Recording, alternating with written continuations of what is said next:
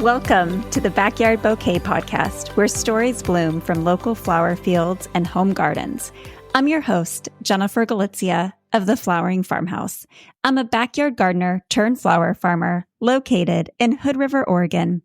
Join us for heartfelt journeys shared by flower farmers and backyard gardeners. Each episode is like a vibrant garden, cultivating wisdom and joy through flowers.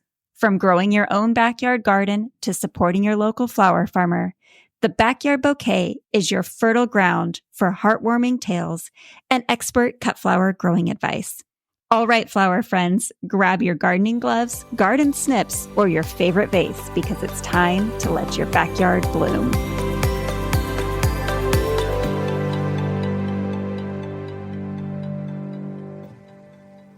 Hey, fellow dahlia growers, as the seasons start to change, it's almost time to put our dahlias to bed for the winter and start planning next year's gardens. Interested in joining a community of supportive dahlia enthusiasts? Be sure to check out the Dahlia Patch. To thank my podcast listeners, I'm offering a 1-month free trial. Just click the link in the show notes to join. The Dahlia Patch is an interactive online community focused on hands-on learning, featuring monthly live trainings, interactive Q&A sessions, and regular monthly live chats to keep our green thumbs busy all year round. Whether you're new to dahlias or a seasoned grower, you'll always find new techniques to master and planning tips for the season ahead. Join the Dahlia Patch today by following the link in our show notes and grow your dahlia gardening network. Hope to see you in the Dahlia Patch.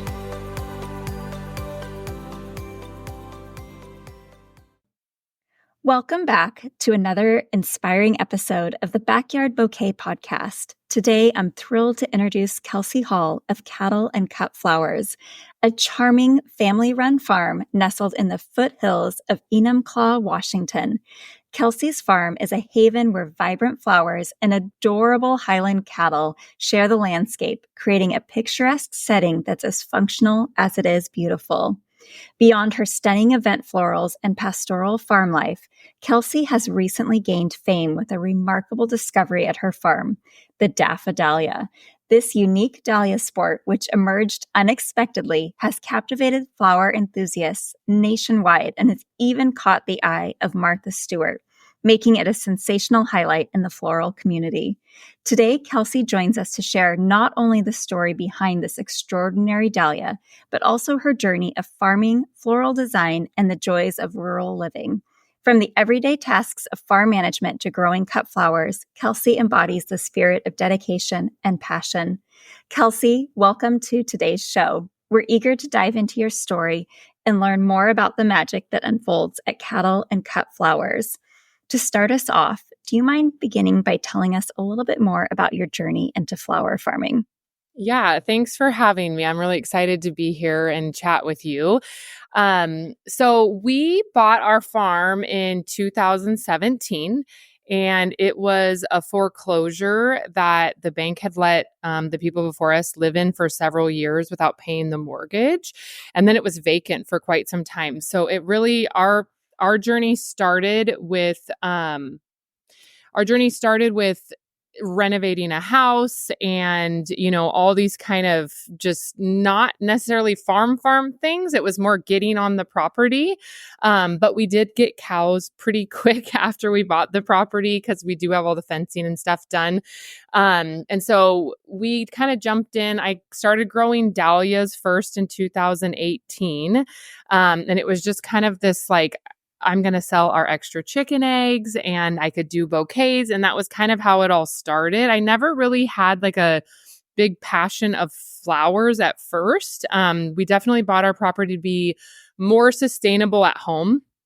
So we raise our own beef and our own pork. We have cows, ducks, chickens, goats, pigs, a horse, a donkey. So we have all these animals that live here with us that we take care of. And that the livestock was our kind of first priority. And then the flowers came afterwards. So it was just sort of this organic, trying things and seeing what we liked. I kind of did some vegetable garden stuff. And then I got some dahlia tubers and the vegetable garden was out and the dahlias were in. So we just kind of have flowed through the farm like that. And so ever since kind of, the beginning, we got in the house, we got out here, and it's just kind of grown. And the more we've been on the property and tried things and done things, we've just expanded. And so the first year I grew 30 dahlias, and now we grow about over 4,000 a year. Wow.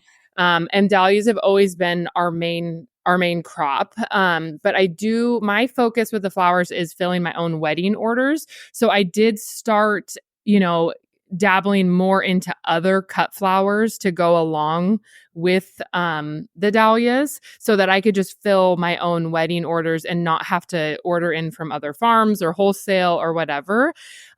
So I kind of have in the field this year a gamut of a bunch of different stuff with the focus being on dahlias.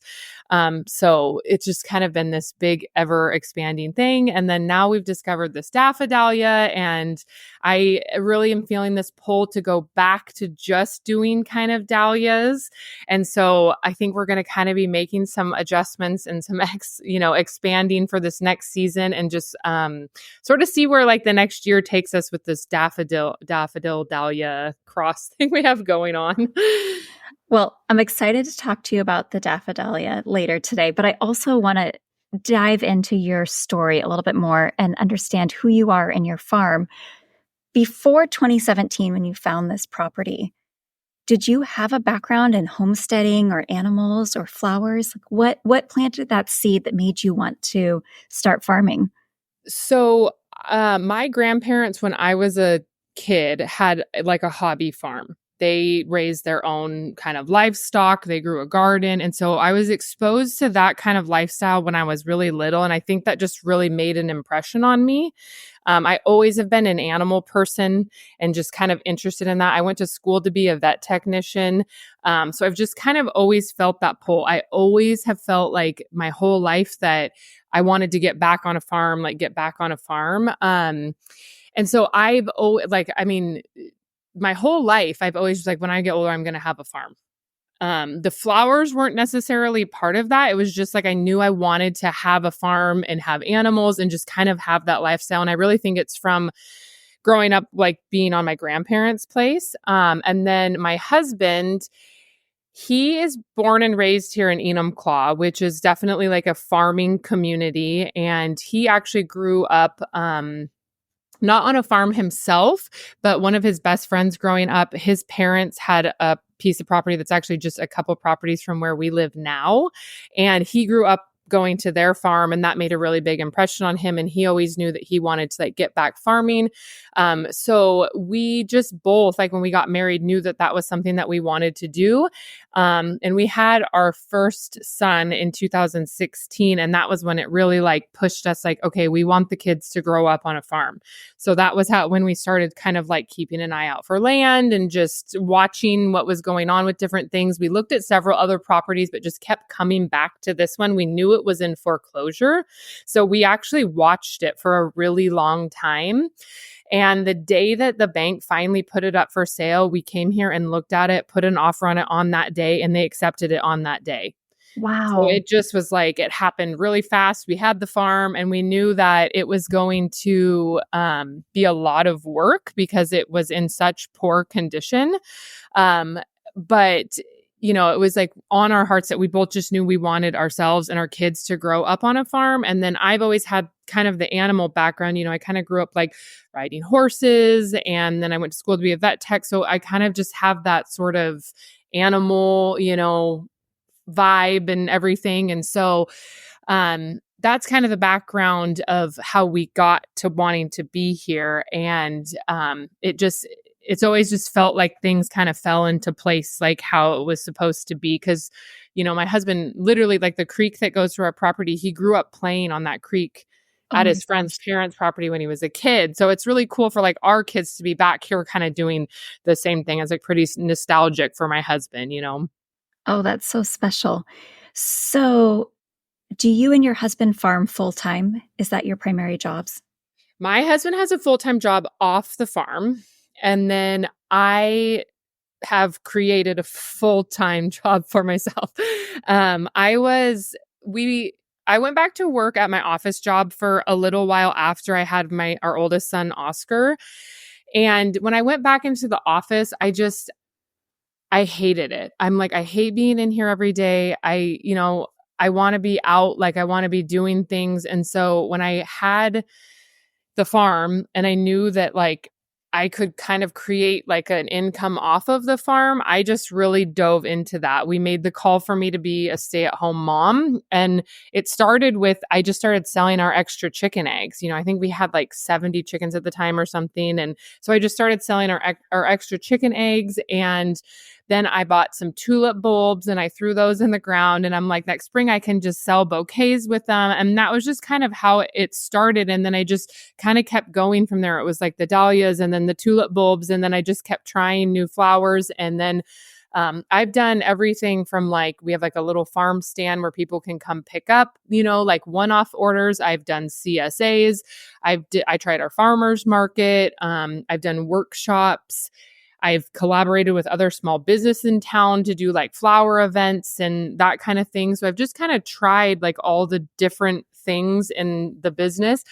But really it was just like I was a stay-at-home mom and I wanted to contribute to like our income, and I let the farm kind of, work for me to be able to do that. So now we kind of mostly focus on wedding floral. And I do photography as well, which kind of the backstory on that is I started taking pictures of our animals, and then people started wanting to buy them as canvases. And I originally started just taking photos like with my iPhone. And then when people were like, oh, can I like get that photo to put on a canvas on my wall? I was like, I have to start using a nicer camera where people can like actually have a good quality photo and file and all that kind of stuff. So I started doing photos, of the animals and canvases and kind of offering farm prints and stuff. And then I started having people ask me if I would do their families' photos. And so that kind of just rolled that way. And I don't really take photos anywhere other than the farm. I just have people come here and they get their family photos done. And it's a pretty easy kind of relaxed sort of thing for me. And that's just been nice to kind of generate like another avenue of business like on the farm. So there isn't quite so much pressure on the flower sales. That is nice. It's always good to diversify so that you have a couple streams of income, especially for a farm, because if you were to lose all of your dahlias, you wouldn't have an income stream if that was all you did. For sure. But I mean, you said you do 4,000 dahlias now? Yeah. That's a full-time job in of itself. Yeah, it is. I try to, I really try the approach of, I would say in my style of farming, I'm pretty relaxed about a lot of things and I don't do everything by the book. And I definitely try to work smarter, not harder. So there's like things that I do to make doing that many dahlias easier. And, I try not to stress if it's not perfect looking and all those kind of things. And I have rows out there right now that are, crowding in on each other and I have to like wiggle through them to get down it and all that kind of stuff. But yeah, the 4,000 dahlias, it can be a lot. Like when I get out there to start planting in the spring, I am asking myself, what am I doing with my life? It's always the worst when you're having to plant and dig them, I feel like. 100%. I have about 2,000, so I'm about half of yours, and I'm already dreading the task of digging them up this season. It's so much work. It is. You really question your life decisions when you're doing that. Yes. When they're blooming in the summer, you're like, oh, this is why I did this. Yeah. And they're so beautiful right now. We're talking beginning mid-October.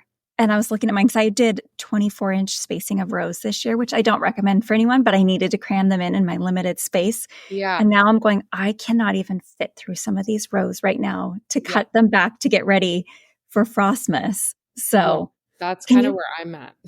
Can you paint a picture of your field for us? How much space are you growing on? How much space do you have? So our farm, we have 10 acres total on our farm. And our flower field is about an acre. So Okay. it was originally, before I really got gung ho, like I said, I have a garden that has since been abandoned. It was my vegetable garden, and it was, I don't know, it was a decent size for a vegetable garden. It was huge for flowers, dahlias. It wasn't massive, but a decent size that like is technically what our front yard is here at the farm. But so the flower field was originally cow pasture that we took from the cows, and it's about an acre. Okay. And then the large animals live on kind of the rest of our property. It's sort of split into, we have like front pastures, back pastures kind of thing. And then the flower field sits kind of in the middle with our house. So it's about an acre. I do not have it maxed out all the way. I have more room to expand out there, which we're planning on doing this next year. But I don't have any hired employees. I don't have anybody that, I shouldn't say I don't have any help. I have friends that will come and help me plant and stuff, but like, I don't have any, like, I have somebody coming this year and they help me plant, like, it's kind of like my friend Becky will be like, do you want me to come help you plant? And I'm like, sure, And so it's usually just me planting everything. So I haven't been real worried about maxing out that acre, but which is kind of how things have gone and changed for us this year. We're thinking about going into more dahlias. So I am going to expand that and max that out. And I think we're going to probably double what we do in dahlias this year. Wow. So close to 8,000 dahlias next year. Yeah, I mean, we might even go over that, to be honest. I like more of like even numbers sometimes, a little OCD about certain things. So I don't know, 10,000 sounds like a good number. So we've kind of talked about doing that and kind of cutting out some of the other stuff. So the area that I've used for other cut flowers for like my wedding work, cutting some of that back. And I've kind of considered scaling back on wedding floral also. And so I think our focus will kind of in the future be more like seed and tuber sales. And I feel like I was listening to your podcast this week, and I feel like I hear this over and over again, is like the time and energy that goes into this and how much it can take away from flower farmers and their families and their kids and all that kind of stuff. And so that sort of thing has really been on my heart like the last couple of years. And kind of when all this stuff blew up with like the Daffodahlia and Martha Stewart's team sharing it and all this stuff, I had to miss a fishing trip that my family went on. Because I had CSA bouquets I had to make. I had a wedding I had to do. And I'm so thankful for those customers and that support and everything. So I don't want it to sound like I'm not. But I want to be able to do that kind of stuff. I don't want like every weekend that I'm doing somebody else's special day. I want to be able to like spend more time with our family and like on our farm. And so it's just kind of been on my mind to kind of transition anyways, and how things have shifted this year. I think this is like the time where we really can do that, and I can cut out some of the smaller things and focus more on like the bulb and like tuber sales and stuff. So expanding the dahlias to somewhere like 8 to 10,000 would really allow us to do that, where like our focus is that versus some of the smaller things. I think that's so smart. I heard this year that when you say yes to something, you're saying no to something else. And so what are you choosing to say yes to? And what are you choosing to say no to? Yeah. Because as a flower farmer, it's so easy. I mean, we could literally spend all day in the field and not get everything done. But what are we missing out on at the same time? And so really setting priorities and boundaries is so smart. Yeah. So what avenues do you sell or move your dahlias? Are you open to the public? Are you selling them through CSAs, wholesale? What's your sales outlets? So kind of like I was saying, we've tried a lot of different things. And right now, like our biggest outlet is so I fill my own wedding orders. We're kind of done now. You mentioned it's mid-October. So my CSAs are done now, but, so I had summer CSAs, and then I did like a fall CSA that was just like a dahlia one. And then I have a local grocery store that stocks my flowers all season long as well. And then we have a farm stand here that people can do like one-off bouquets. Like if they just want to get on the website and order a bouquet, I'll put it out the next day for them. So those are kind of like our main outlets on the flowers.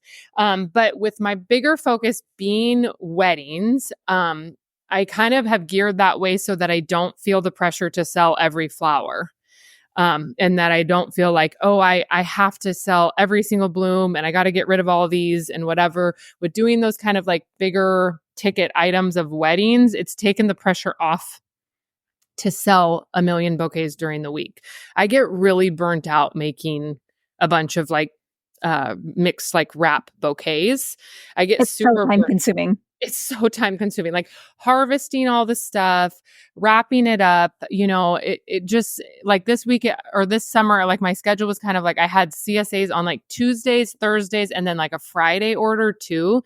And so it felt like every day I was like, just like having to put all these bouquets together. And by the end of the season, I've just felt like burnt out from that. And so I've really just tried to kind of move into, where I know it's like one wedding that I can plan ahead for. And all these flowers, like these flowers are going to this, and I'm okay letting these other flowers like go to seed or whatever, because we have started a transition where that's more of our focus. And so there's certain crops that like I never harvest anything off of them. And the whole intent of them was to just 100% go to seed. And that was so refreshing for me.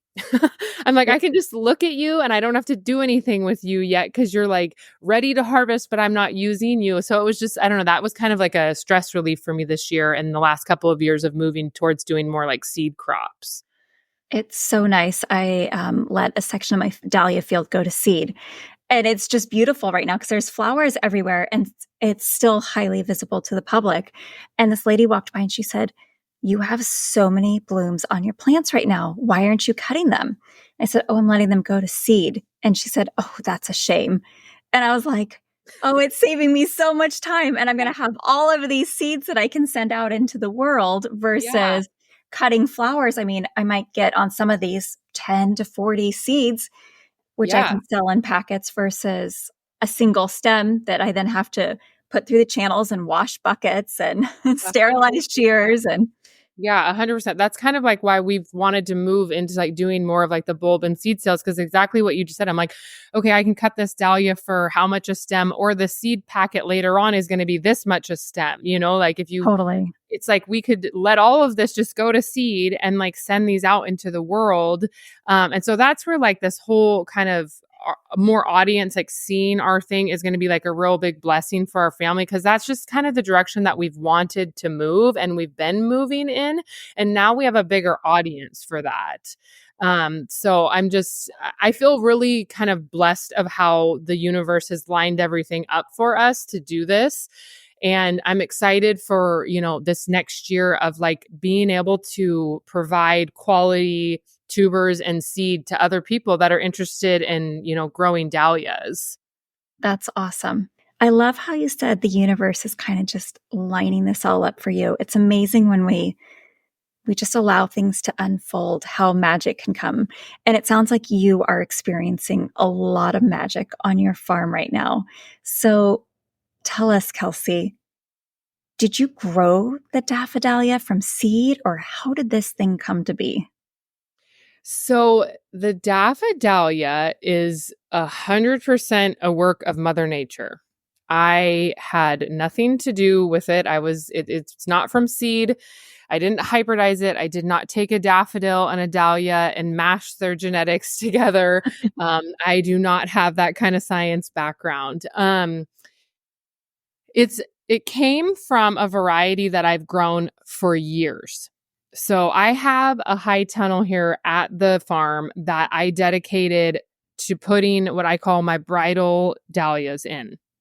So I was looking to extend my dahlia season on the front and the back, where if we get like a light frost, they're protected in October to go a little bit longer. I can plant them sooner in the spring and get them earlier, because June is about when brides start asking me for dahlias. Mm-hmm. And in the Pacific Northwest, like we just don't really have dahlias that much in June. But with the high tunnel, the end of June, like I've got dahlias starting to go. So, wow. Anyways, I have this bridal tunnel. And I have kind of my favorite whites and blushes go into this tunnel because pretty much any bride white is going to work and or blush is going to work. And usually it's like they'll do white and blush with another color thrown in or something. So I have this tunnel. It's all whites and blushes. It's kind of my favorite ones that I use the most of. And I planted it out and I put 35 of this variety that I've had for years and years in there. They were blooming normally. And then one day I went in to harvest a bucket of flowers and I noticed that one of them had this, it looked like a daffodil. And I was just, what is happening? I was like, oh gosh, like this isn't a good thing. It was my initial reaction. And so I kind of like went out and I'm like, oh no, this is bad. Like there's some kind of disease in the tunnel. This is going to ruin all my dahlia tubers that are in there. This is going to ruin all of my soil. This is going to be a mess. And so I was really worried about it. I kind of kept it to myself because it was stressing me out a little bit. Was that this year? This was this year. Okay. And so this was like just at the end of August. Oh, and wow. so I'm like, okay, I got to figure this out. And so I finally sent a picture to a couple of my like close friends that locally grow dahlias that we work all together. Like when they need flowers, we'll trade and that kind of stuff. And so I sent it to my dahlia friends and I said, you guys look at this flower that's in the tunnel. And they both were just, what is that? You know, like, are you serious? Like, how did that happen? And so then we all just kind of started talking about it. I started doing more research and all this stuff. And I couldn't find anything. I could find nothing about a dahlia ever forming that way, anything that would cause it. And it was just this big mystery that we didn't really know about. And so I posted it online. And a follower reached out and gave me the name of somebody at the WSU plant pathology department. So I reached out to them and we went kind of back and forth about it and came to the conclusion that there are no known viruses or diseases that would cause a mutation like that. Hold on, I'm going to pause you for just a second here. For those that are listening that haven't seen a picture yet, and we'll include a picture in the show notes, can you describe what did you see when you went into the tunnel? What did this dahlia look like? So this dahlia is supposed to be a ball-shaped dahlia. So, you know, ball-shaped dahlia, a known variety. And basically what was happening is the last couple rows of petals were forming normally. And then there would be a like a trumpet, like a daffodil has. And it would be a fused ring that went all the way around that was totally connected. And it would grow forward instead of like the petals rolling backwards like a ball should. And then it would encase the other petals in the middle and hold them there. Wow. So it was like, it looked like a daffodil, like your traditional yellow daffodil that you would see, you know, in March. It looked like that, but in the color that this variety was. And so it was just, yeah, it was like this oddball thing. And I found the one on one plant. So it was like one bloom on one plant. And then all of a sudden there was another one. And then I was like, okay, this one plant is like throwing these blooms like this. And then I went down and it was like, oh, there's another plant doing it. And then there's another one. And it was like 6 of the 35 that I had planted were doing it. And it wasn't every single bloom. So there would be some blooms that were the ball shape. And then there would be some that were the daffodil looking shape. And so I just kind of was like watching them and, you know, keeping track of like what they go. I was tagging every single one and just kind of just observing them and seeing what was going on. And then after kind of what I was saying with like the plant pathology department, they said there's no known viruses or disease that would cause your plant to do this. So it was kind of concluded that like at this time it's a sport, like you were saying, or like a mutation for those that kind of don't understand what like a sport means. So it's a mutation and they happen in plants and sometimes they'll happen and you'll never see them again. And it's just kind of this sort of Mother Nature's like little trick. I don't know what, like just kind of this silly little thing that can happen. And so the odd thing that here is that 6 of them were doing it. Every bloom on those plants? Not every bloom. So it would be like half the bloom. So if there was like a dozen blooms on the flower or on the plant, like there'd be like 6 of the daffodil looking ones. And so it wasn't every one. It wasn't like consistently, like 6 in a row. They were spread out down the row of like 35, which I divide the tubers, I throw them in a bin and then just pop them out. So all 6 of them could have been tubers from the same clump from last year. But like, I don't have them organized where I keep the clumps, like together. I just divide all of them and throw all of this variety in a bin together. Sure. And so it was just kind of this phenomenon. We didn't really know what was going on. I ordered like some the standard like testing you can do at home for like the kind of standard virus stuff that we all know about. And I did those and they came back good. And so we basically kind of decided that we were willing to grow it out here and see what happens next year. Like I feel confident that it's not something that's going to devastate my field or my tunnel. I'm pretty sure, I'm trying to be almost pessimistic about it, that it's not going to come back, that it was just like this once in a lifetime sort of little phenomenon that we had. And it was really cool. And it connected with us with a lot of people. And it was just kind of this cool thing that happened to us. I'm hopeful that it does come back next year. I cut one of them to observe what it did in a vase, basically, like to see what the vase life was. And like if the ring broke and, kind of that sort of thing. And it just stayed the exact same form. And it just it actually lasted for almost 2 weeks in a vase. Wow. Like by day 14, it was really brown and kind of ugly, but it lasted a very long time for a dahlia in a vase. And it held the little trumpet like ring the entire time and didn't break. And then there was 40 some blooms that like we ended up seeing that looked like this. And I tagged all of them and let the rest of them all go to seed in the tunnel. So we collected seed off of those.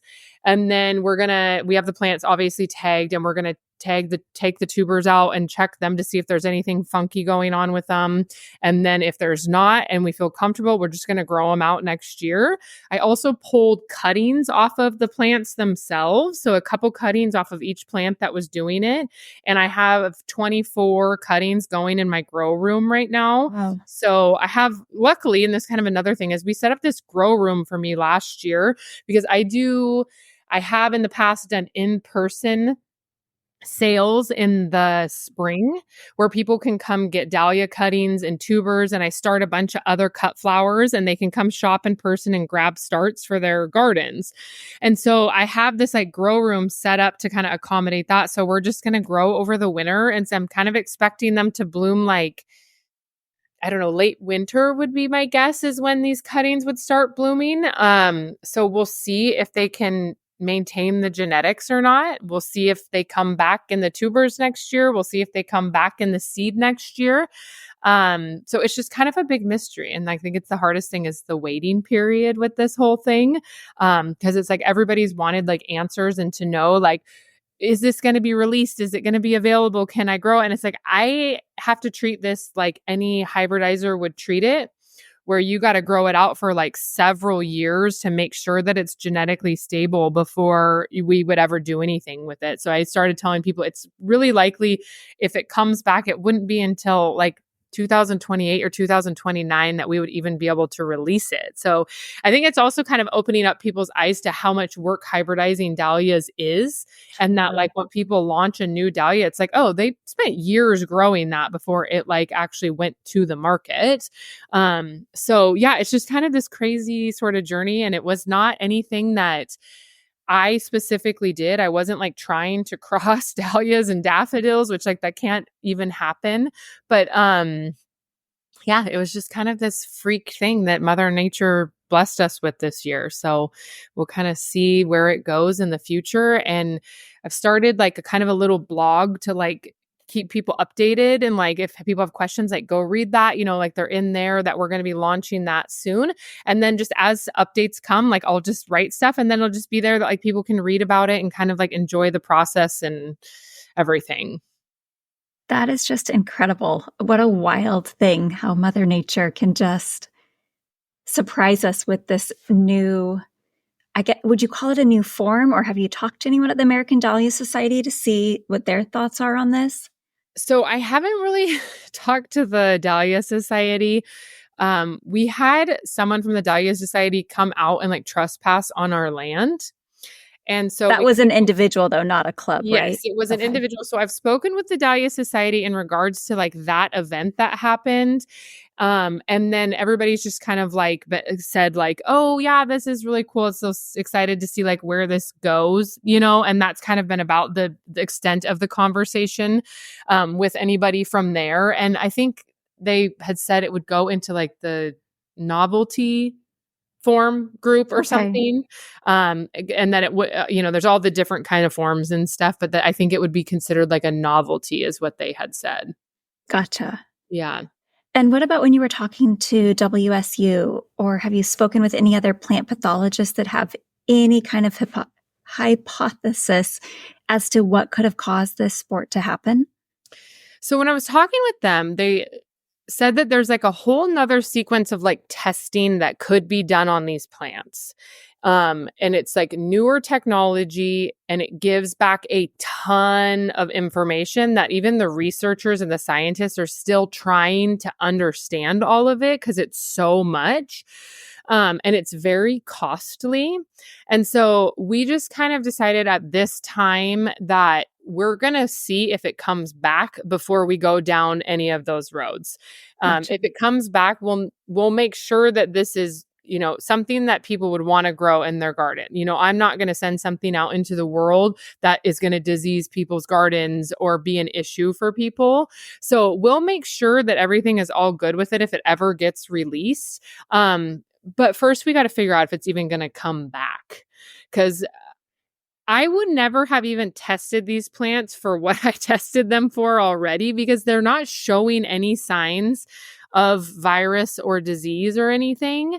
And so we're just kind of seeing where this goes before we make any big, financial decisions on testing or anything.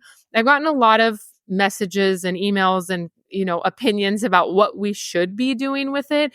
That's been a little bit overwhelming because there's a lot of people in the Dahlia community and there's a lot of big opinions. And so for now, we're just kind of keeping it in-house. We're doing what we feel comfortable, growing it out and whatnot. And we'll see where it goes this next season and then make some of those bigger decisions down the road if this comes back. Gotcha. Well, it sounds like you're being very responsible with your decisions. It's not like you're taking 1,000 cuttings right now and going to bring it to market next year. You're watching and evaluating like a hybridizer would to make sure that the genetic mutations hold, it sounds like, so that you can guarantee that you're sending something out into the world that's going to stay true to form. Yeah, for sure. Because with this just popping up randomly like it did, I'm like, maybe it comes back on a couple of them. And then the other ones, it doesn't, So it's like, I'm not going to, if it's not something that I can consistently say, yep, that's exactly how it's going to look. That's what you can expect. Like, it's not going to ever be released. Gotcha. Are you comfortable sharing what variety mutated?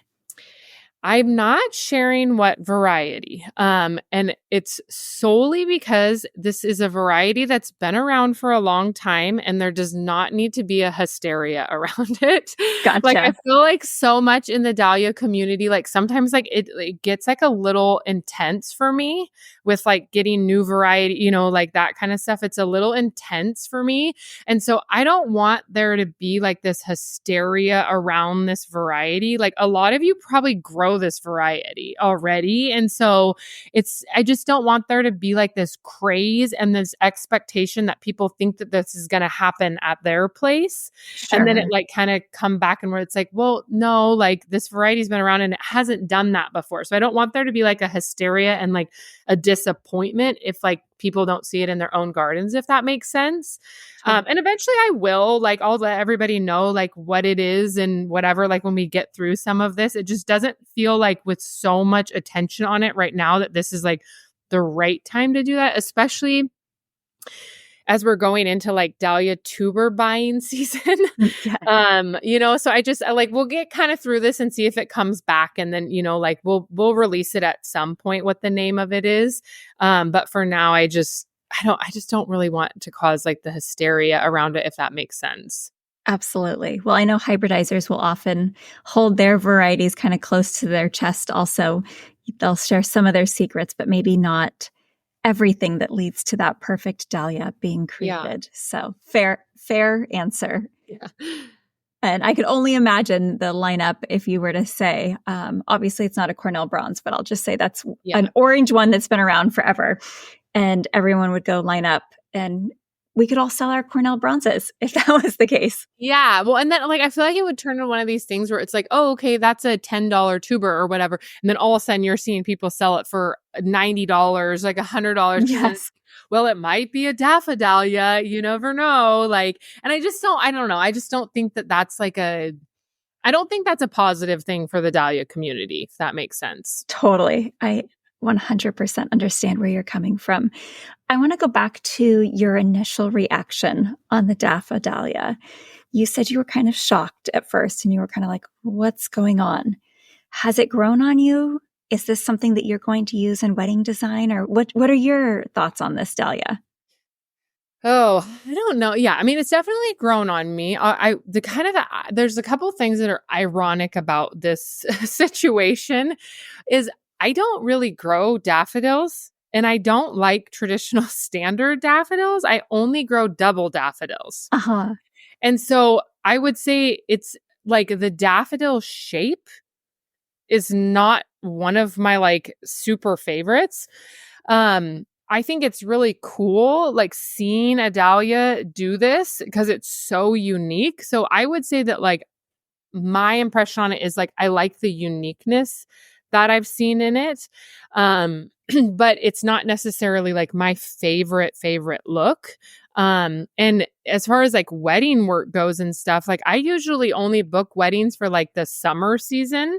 And so I usually don't use daffodils like in my kind of design work and that sort of stuff. So I think I'd have to push myself kind of out of my comfort zone to use it. But I do think that it could be beneficial in the regards that like, you could get a spring looking flower in a summer flower. So like there's, peonies go in end of May, June, depending where you're at, and they're done. And then brides want those all summer long, but you can offer a bride a water lily dahlia to kind of get that look. And if you have a bride that likes those spring flowers and wants that in her bouquet, if this were to go to market and we could keep it stable and then maybe someday even create new colors of it, like then you could have like your spring, like if we could get it to be yellow, you could have like your spring daffodils in the fall. Isn't that wild? So there's a lot of potential for it. And I think that like there's a lot of ways that you could use it in design and kind of get that spring look when that's out of season. So I don't know, it'll be really interesting to see where it goes. And I've seen, opinions, people love it, people don't like it. And some people have said some really funny comments about like how it looks. And I kind of enjoy that, like just kind of making fun, like, I don't know. So it's been, interesting, I would say, is what I think about it. It's it's unique. Probably not something that like, if I could have just talked to Mother Nature and designed something that looked different, it's probably not what I would have picked, but it's been cool to see it happening. Absolutely. Well, thank you for sharing your opinion on it and your thoughts. Yeah. I was very curious. You mentioned that you are saving the seeds from the daffodahlia. Are you crossing those, or are you just letting the bees pollinate those this year? We've just let the bees kind of do their thing. So they're all in the bridal tunnel. The bees have been buzzing around back and forth in there. And so there's a chance that like the genetics of those could have gotten like cross-pollinated in there. And we're doing, we're selling like our bridal tunnel seeds again this year. So like there's a chance that somebody could like get a lotto ticket and like have one pop up somewhere. But yeah, I didn't like hand pollinate or do any of that kind of stuff. I just let the bees kind of like do their thing in there. And I generally feel that like our best shot at having it return is going to be from those cuttings. Of course. Yeah. So you sell your dahlia seeds. Yes. Yeah. So I'm sure when this airs, our first initial round of seeds will have already happened. So we're doing a fall bulb and seed sale on October 13th. And then we still have pretty good weather going right now. And so I'll be able to continue to collect more seed from the tunnel. So we'll do a restock of more of the bridal tunnel seeds and our field dahlia seeds. Either some point during this winter or when we do our tuber sale in February. I'll just add them to the sale then, and then people could grab more of the seed then. But I know a lot of people like to start their dahlia seeds like earlier than tuber shipping. So I've kind of thought like I should probably do like a restock like at some point, like maybe in December or something, so people can get those seed packets earlier. Because usually, you're not shipping dahlia tubers until April or May, depending on what people's climates are. Gotcha. Thank you. So you're still having decent weather mid-October. What growing zone are you? We're 8B. When do you normally get your first season-ending frost? Ours varies. I would say like mid-October. We've had where we go until almost Halloween before. We did get like a little light frost kind of, it was a couple of weeks ago now. It was like the last couple of days of September or first couple of days of, I can't remember which day it was now, but like very early on into October, which I was like surprised by. We got like a really light frost and it sort of zapped all the foliage on my plants and made them look kind of ugly.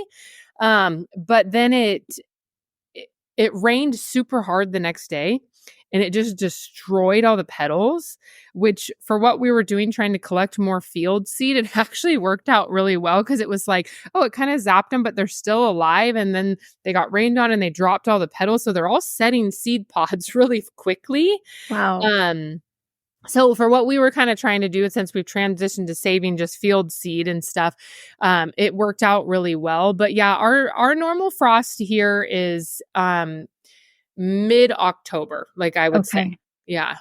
So you're about the same as us down here in Oregon. Well, yeah. I'm in the Columbia River Gorge, but we have not had a frost yet as of the recording here. And it's so crazy because one year we had like a September 28th frost date. And then I just feel like it keeps getting later every year. And it'll be interesting to see if that pattern kind of continues or not. Because I know for seed saving, I always worry. I'm like, am I going to have enough time to get my seeds? For sure. It's like, when do I stop cutting them? Like, yes. And it's like, if you hit like, the end of September, it's like, you almost need to stop cutting them like the end of August when they just start really taking off, Totally. Like you just have to like switch. So it's hard to know when to, stop with them. But, that's kind of the nice thing too, with like that bridal tunnel I have, I keep that thing closed. And so that night that we got the frost, my field kind of got zapped, but the dahlias in the tunnel did not at all. So it'll kind of like extend the seed saving a little bit on that end for me in there too. Oh, that's amazing. That's a really nice feature you have. How many varieties of dahlias are you growing? We dealt with a little bit of rot last year, so we lost a few of them. We're somewhere around 200, but I don't sell all 200 of them. Okay. So like some of them, it's like I only have 5 plants or whatever. And I usually don't sell my dahlia tubers until I have at least over 20 of them growing in the field. Because I don't want to be like, I have 1 tuber of that to share, And so I usually don't sell them until I have at least 20 planted in the field. Some of them I have 50 or 100 of the same one planted. So yeah, I think we're somewhere around 200. I'm still kind of like recording all of my stuff from the end of this year and whatnot. Cause you buy tubers and some of them don't end up what they were supposed to be and all that stuff. Yes. So I'm still like labeling everything and getting all that dialed in, but we're around 200 varieties. Okay. And are you also growing from seed? No. So that's kind of what's interesting is with doing wedding floral, I have not had an interest in hybridizing dahlias. I need to know what the flowers are going to look like. And so I have not really gotten into hybridizing dahlias. I have thought about it. I have saved seeds from our field and the bridal tunnel, and I've sent those out into the world to other people. But I haven't grown dahlias from seed myself. So this last year, there's been some closer friends of mine that got some of the bridal tunnel seeds that have some beautiful flowers growing in their garden from the bridal tunnel seeds. And that was kind of inspiring me like, okay, you got to start growing your own seed. And then this daffodahlia thing too. I'm like, okay, this next year, you got to do some of the like growing your own and see kind of where it goes. So I definitely see for the future, like I'll probably be doing a little bit of like hybridizing. And I think more than anything is probably specializing in what would be good for wedding floral. So trying to be like, this is going to be more of like an event flower type of thing, more than like just like a home gardener, like fun, like type of dahlia. Cause that's what I use the most of doing wedding floral. Gotcha. That's what my goals have been with hybridizing is I got tired of Sweet Natalie. I used to grow 200 Sweet Natalie, and I had so many that were clock-faced or facing downward. And I know my florist would still use some of them, but I felt like there were so many that I wasn't cutting. And I was like, I just need a good blush. So now I have about 20 that I've been growing out, and they're in their second and third year. So I still have a few years before I can release any of them into the world because I'm still evaluating. I'm totally similar with you. Like, I'm like, that's like the same kind of avenue that I'm going down. And there is one of the seedlings that a friend of mine actually got this year. It came from Sweet Natalie, but it's like better. And I'm like, oh, that's like a good one that needs to like come to life. And so I'm with you on that. There are a lot of blushes, but then like a lot of the ones that are like considered blushes, they have like a lavender tone to them. Yes. And that's like when you're talking about wedding and event floral, like that it doesn't work. You can't sell a florist a bucket of lavender tone blushes, because that's not what they're looking for. It's like blush is it's kind of a personal thing almost. Like people like how they see blush. But for me as a florist and doing wedding floral, when I think of blush, I think of like the true like pale blush. We're not purple. We're not pink. We are like more on the cream side, like that type of thing. So Sweet Natalie does have that color, but then like you're saying, they like face down. Mm-hmm. It's frustrating to only get like a handful of usable blooms like off those plants. Yes. And then cafe au lait also. It's like I had so many throw purple this year with our heat. And I was like, I can't use them. I have 200 cafe au lait plants and they're throwing purples, or I had a lot of, yes. Yeah. And my florists are very strict we want that blush, almost nude color. Yeah. So. Yeah, totally. So that would be kind of like what my kind of focus for hybridizing would be to create more blushes that are usable for florists and people doing wedding floral. That's exciting. And maybe you'll get a few daffodilias out of those. Yeah, maybe we could get like a really blushy daffodil, like our daffodahlia. That would be perfect. Yes. And then the yellow one too, which I don't ever keep my yellow seedlings. I have one that's like this pale buttery color that I'm keeping this year. Yeah. And it's like a little pom-pom, but a little bit bigger than pom-pom, but usually I'm like, okay, the yellows are perfect though. I feel like yellow's a really hard color too. That's like another one like in the like floral thing where it's like nobody wants a bright neon yellow. Everybody wants like that pale, and there's not a whole lot available. So yeah, if you have a pale one, that's worth keeping. Yes, especially right now, it seems like there's a lot of Victorian colors in weddings. Yeah. And And then I'm curious, since you do the weddings, I'd love to talk to you also a little bit about colors projections for next year. But I feel like the Bridgerton Victorian vibes are big right now. So Yeah. it's like we've stayed away from all these yellows, but now it's kind of like the Bridgerton Victorian vibes have a little bit of those pale yellows and pale purples where I've been adding some of them because the florists are requesting them. Yeah. I definitely see that. Like I feel like everybody was like, I want colorful. I want colorful. But usually when you're getting like these colorful, at least for me, what I've gotten from people is it's like pale. Like they want like a Yes. pale color palette. They're not like bright orange and bright yellows and bright pinks. It's like a lot of them. It's like, I want like blush and light blue and white and like, these like softer colors, Uh-huh. which sometimes can be challenging with dahlias.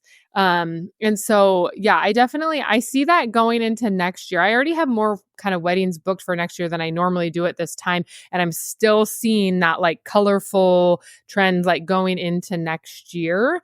So I definitely think, especially for like the spring, early summer, that is going to be, kind of on trend to stay in those like lighter, softer colors. So if you're buying your seed and stuff and you plan to sell to florists or do floral work, stick on the pale side.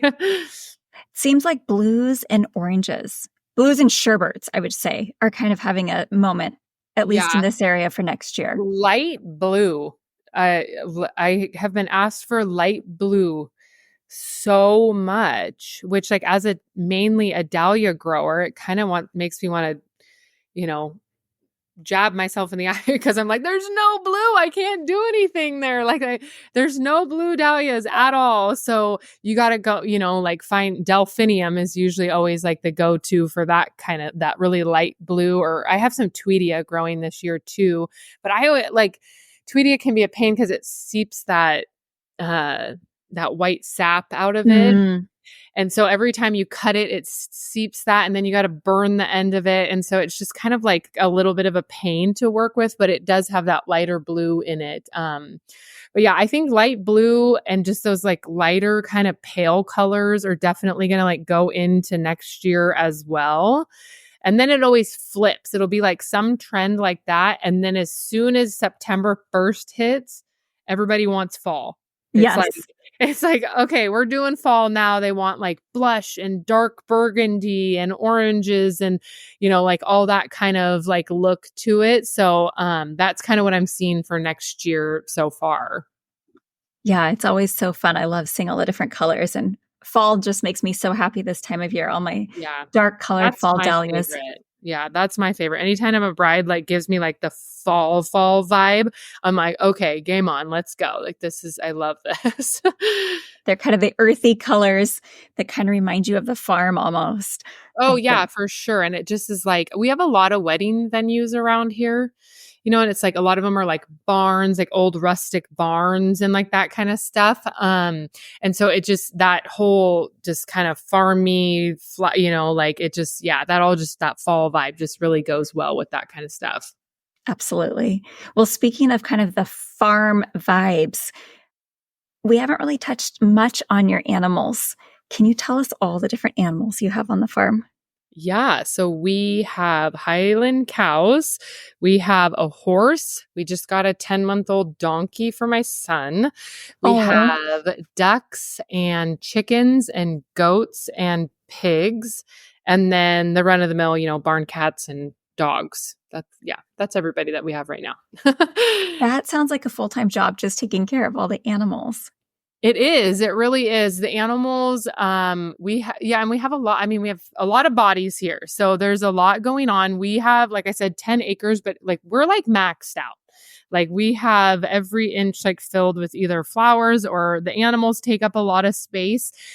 So yeah, we that was our original focus though, was to have animals and, run a livestock farm, and the flowers were a secondary thing, which have obviously become a huge passion of mine. But, the animals were always the, kind of forefront. And I had somebody the other day ask me that if we were going to like get rid of animals and do more flowers. And I'm like, no, like it was kind of like almost a shocking question because I was like, no, like I would be the opposite. Like I would stop doing flowers before I would stop doing animals. Like my husband and I will probably be 90 years old living on this farm and still have cows, you know? Oh, I love it. So that was just that, like, that's kind of what we have, you know, we've always wanted. And I enjoy kind of the animals. So our main kind of other business, and this is where like when people didn't found us, it was like our business name is Cattle and Cut Flowers. The other part of our business is we raise Highland cattle and we sell them live to other farms. So we keep the calves with their moms until they're about 6-9 months old, and then we'll wean them off the moms and sell them to other farms to, you know, have and enjoy. And a lot of them go as pets for people, you know, because they're just cute and everybody likes them. And that's kind of, you know, we keep one a year. Like I said, we do our own meat. So we do one cow for our family, and then we raise a couple hogs every year for like our family. But then other than that, my horse is obviously like, that's just for fun. We got the donkey for our son, so he can kind of learn to like do some halter training and get used to being with like animals like that. And kind of grow up like, you know, teach like being around horses, and the donkey's just a learning thing for him because my horse is really big. And so he's a little intimidated by him. But then like we have chickens for eggs, and we sell the extra eggs to other people. The ducks kind of the same thing. Although I've had ravens eating all my duck eggs all summer long, and it's driving me crazy. They're so smart, those dang ravens. They sit on the fence and they wait in the morning and they go in and they take the duck eggs before I can get out there. So it's like this battle to get out there in the morning, like before them. And then the goats, we got to eat blackberries and stuff down, and now they're just kind of like pets. And then the pigs, we have a couple pet pigs. We have, if some people know about him, we have a pig that turned into a pet who was like a male pig that was part of a breeding pair that we had. And he's like 1,500 pounds now. Oh my gosh. He's ginormous. And pictures and videos, like it doesn't even do him justice. Like you got to see him in person. And he's kind of turned into like a little mascot. Like people will come to the farm that have been here before and they're like, oh, how's Jim doing? Like, where's Jim at? It's like, oh, he's still in his little pig pen, you know, like. And so, yeah, we just kind of have all these things going on. And so in the summer, it really gets divided. Like my husband, like in the evening, like he'll go around and start feeding all the animals and doing all the stuff. And I'm out cutting the flowers, and the kids are kind of in the middle bouncing around. And it definitely keeps us busy. But, you know, we've kind of joked this summer, like we don't know how to relax. Because like if we're here, we just go out and like start doing things. And so it's like, we have to leave the farm for like a little while. So like, we'll actually sit down and like, not just so go out and start like, oh, I'm going to go tinker in this in the chicken coop, or I'm going to go fix this over here or do that. Cause there's always so many things to do. But the animals are fun, and we'll always have animals on the farm, like as long as we're here. And to what degree, you know, that may change over the years, but we're pretty comfortable with like where it's at right now. We have a pretty good system to take care of everybody. Amazing. So when you do leave the farm, do you have to bring in help with that many animals? Yeah, we have a farm sitter. So we've had several over like the years, like, and so when we do leave, we have somebody come and they take care of, you know, everybody. Gotcha. Yeah, we've had different, like over the times, like high school kids that like their family has a farm, you know, and they grew up around livestock. So they'll come feed the cows and do the waters and all the stuff while we're gone. So yeah, that's another factor in like, if we're going on a vacation, you got to have somebody here to feed everybody. Cause it's definitely like a feed every day situation. It's not a like, oh, we could go a couple days, you know, like they'll be fine. It's needs attention every day. So we got to have somebody come and farm sit while we're gone. Gotcha. Well, I have loved learning about your farm, Kelsey, and I so appreciate you sharing with us about the Daffodahlia and how you have expanded your farm. Really, you're not even 10 years into this journey, and you're almost going to be growing 10,000 dahlias this next year. Like, what an amazing story you have. What about any advice for someone who is either wanting to grow dahlias or start a homestead and have some animals? Any parting wisdom today? I would say, I mean, if that's something that you want to do and it's feasible for you, do it. Like, I wish we would have done this a long time ago. I wish that like we would have gotten into farming a long time ago. I'm so much happier and like more content doing this than I ever was working another job or for somebody else. I feel really so much more fulfilled here at home, like what I'm doing. And so I feel like if people like that's something that's like on your heart and you feel passionate about it, like if you can make it happen, do it. Like don't, let like the worry of like, am I going to be able to or not? Like you'll figure it out. Like you will. Like there's once you get into farming, not figuring it out is not an option. Like you just figure it out. Like we've Yes. had so many ups and downs here on our farm. Like our farm is flooded twice. We've had animals go down. We've had all these different things like happen, and you just learn and you figure it out as you go. And since we've had this place, I have learned, I feel like more than I've ever learned like in my life. Like I just like now I just feel like I have this whole, sort of index of things that I've learned from trial and error and just doing it. So yeah, I mean, like my kind of advice and thought would be like, if it's something that you want to do and you feel passionate about it and you can make it happen, then don't hold yourself back of like worrying of what the fear of like, if it goes wrong, because things will go wrong, but things go right. And it feels good to like be building something for yourself and your family, like at home that you and like our kids can have. And like it's memories and all those kind of things that like, if we wouldn't have done this, like we'd be missing out on. So yeah, my thing would just be go for it. Just, you can do it. Like if you set your mind to it, like you can do it. I love that. That's such great advice. Thank you so much. Yeah. Kelsey, for those that were not already following you, can you share how can they find you online? All of our stuff is under Cattle and Cut Flowers. So we're on Instagram. Facebook is where we've mostly been active. And then our website is cattleandcutflowers.com. We've kind of had a lot of influx of stuff. So if somebody is interested in like asking me a question or getting a hold of me, through the website is the best. But then I've kind of opened up some other portals of like YouTube and different things, that we're going to start utilizing as we go forward to kind of document the Daffodahlia and like being able to kind of share that information in more videos and stuff. So we'll have a YouTube thing that's going to be coming probably by the time this airs. And then on the website, there's going to be a blog too that people can read and kind of see videos and all that kind of stuff. Awesome. Well, thank you so much for sharing that information. I'd love to keep the door open. So as the Daffodahlia progresses, you could come back and give us an update or share any other farm happenings with us. Yeah, for sure. I would love to do that.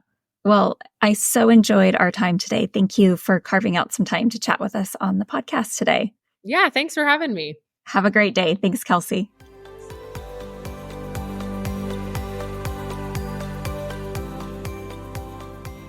Thanks for tuning in for another episode. If you're eager to deepen your dahlia knowledge and connect with like-minded dahlia growers, you're invited to join the Dahlia Patch. We're offering a 1-month free trial exclusively for our listeners. Just click the link in the show notes to get connected with our thriving community. Hope to see you in the Dahlia Patch. Thank you, flower friends, for joining us on another episode of the Backyard Bouquet.